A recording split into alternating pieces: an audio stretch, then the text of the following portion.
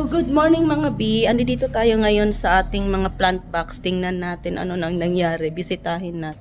Nang dumating kami dito, nakita na namin yung parang may sanga na bumagsak. Pero ngayon confirm natin kung naapektuhan ba yung ating mga gulay. Kasi 'di ba bumagyo. So ngayon lang namin ma-check yung mga gulay natin, yung mga tanim natin kung check natin at saka ayusin natin, linisin natin yung ating mga plant box at saka yung iba pa nating mga gulayan doon sa likuran. So, ito yung natin, yung ampalaya natin mga B, yung balag niya di kinaya. Nahampas talaga siya ng hangin. Ayan. So, mamaya ayusin natin yan. Tanggalin natin tong pero okay na yan siguro. Kasi baka mas lalo pang masira yung mga natin. Ito, kunin natin yung mga runners niya. Mamaya. Ang pinakamatindi mga B, bumagsak yung sanga niya. Ayun Makita niyo po yun. Ayan sa labas ng gate. Yung puno na yan.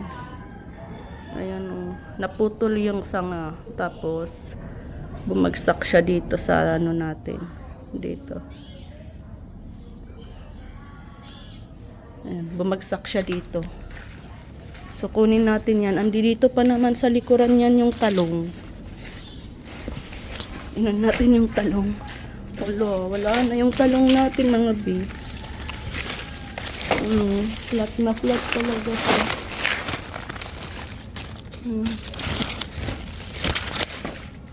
Pati yung alugbati natin nandiyan dyan. Maya kunin natin yung malaking sanga na yan. Kuha lang ako ng pang natin. So, mamaya balikan po natin yan. Mamaya tanggalin natin yung malaking sanga na yan. Ngayon sa labas.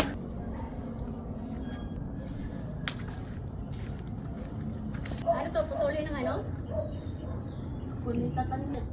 Diretso namin ka, Yan siguro hindi mabuhay. Para siyang puto. Ganun.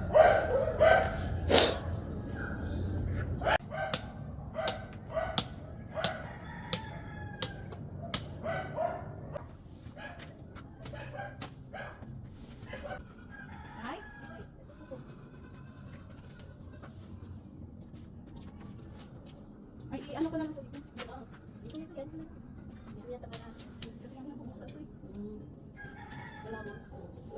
May nakakabita. Nakakita lang yung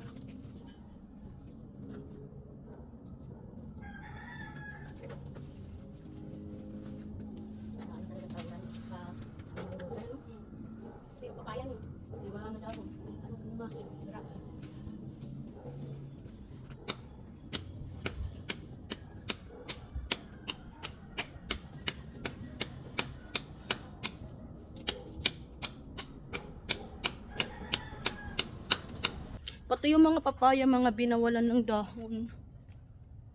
Pero buhay naman siya, pero nawala. Kasi sayang yung mga bunga. Sayang yung mga bunga niya kasi nasira.